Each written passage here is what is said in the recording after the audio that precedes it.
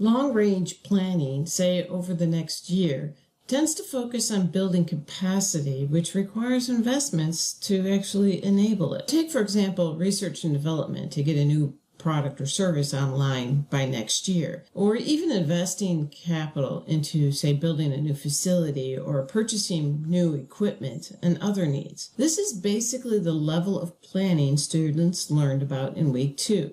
So this week, we're going to move into more the intermediate range, or the next 3 to 18 months, which is what we call aggregate planning and sales and operations planning. Aggregate planning helps businesses to balance their resources to forecasted demand. This is a tough balancing act. In this manner, they can better align their decisions for marketing as customer demand is heavily associated with those sales. Things that are more focused on pricing, promotion, placement of the product, design of the product. All these take plans to enable it in the marketing side, as well as in the capacity side. We have to consider the labor, the material, the inventory, our supplier needs on the operations side, so that we have this balance where our operations are capable of delivering the products and services that our customers actually want. So by forecasting this, we can try to plan for the future to align those resources to the needs. Then we would enter more the short-term or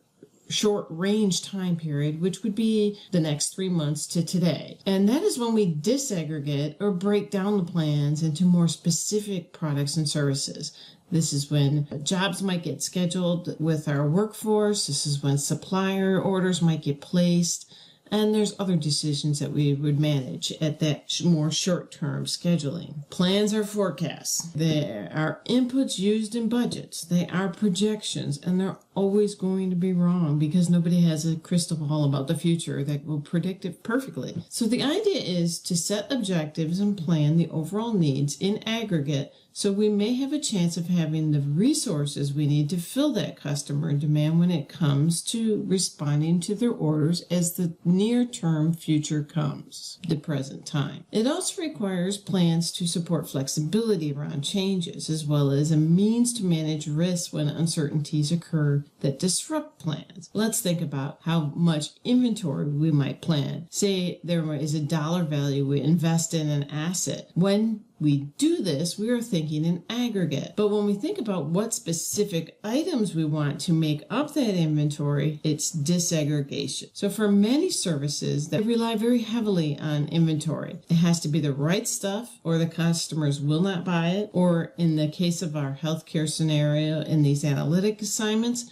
the service will not have the materials they need to deliver their service if they don't have the right inventory. But no plans, no forecasts would be a catastrophe. You'd never have a chance to meet those customer needs. So as the examples in this slide show, there's many aspects in a supply chain that require intermediate short-term planning beyond just inventory, but also our marketing needs to get our customer demand to use our capacity to produce whatever our operations and suppliers need, as well as things like how many people we need, our cash flow and budgets. All this rolls into aggregate planning. When our capacity is in balance with our plans, well, it basically validates our plans and shows that we have the ability to potentially implement and control the plan for our supply chains to deliver our products and services across our ecosystem. Now, how do businesses find this balance? Well, there is a complex array of options. There is no silver bullet here. And this slide is just summarizing just a few techniques that supply chains use to manage capacity in their operations and customer demand. At this point, most of you have probably read or learned about many of these concepts, so we're not going to go into these in depth, but just point out the need to balance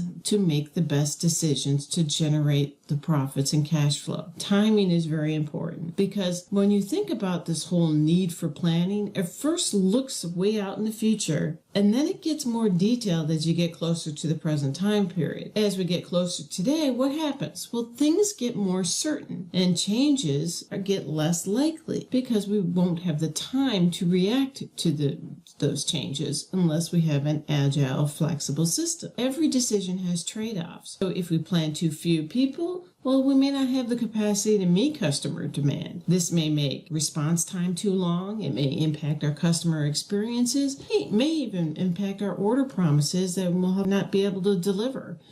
In products and services with a lot of competitors, those customers will just go elsewhere, and that opportunity cost can be big. Similar issues with inventory. We may build inventory in anticipation of a season, maybe a holiday like Christmas, and what happens if that inventory does not sell at the price that retailer desired at the first start?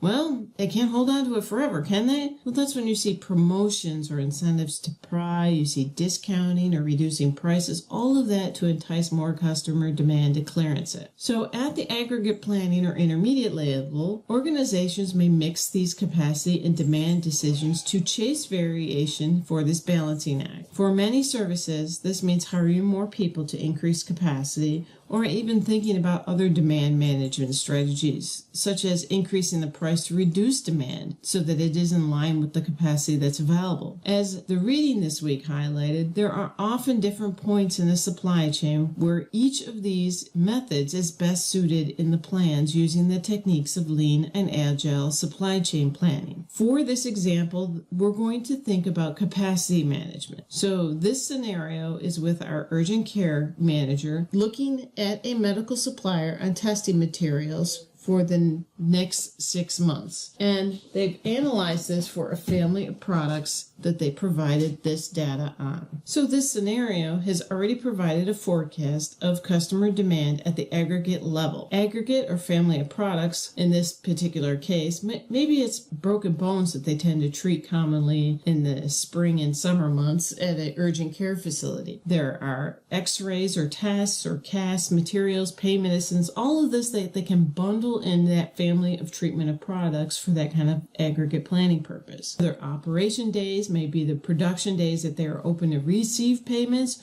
or even resources from their suppliers that are inputs that they transform into meeting the needs of the customer. So the average per day is computed by basically taking that expected demand, dividing it by the number of days in order to come up with an average demand per day. So the average requirements would just be the total expected customer demand divided by the number of operation days. For each of those months, we can easily come up with an average of 50 units per day. Now, this aggregate planning method is often associated with software that does a simple graph that makes this more visual. This is basically what we calculated on the table, but it is using a visual organizer to help us see how that demand changes each month, and we can in turn plot that average line if we would want a level strategy that would be consistent with having a stable workforce, utilizing our capacity, maybe the number of rooms we have for treatment facilities, etc. So if this is the plan that you would analyze, what would you do?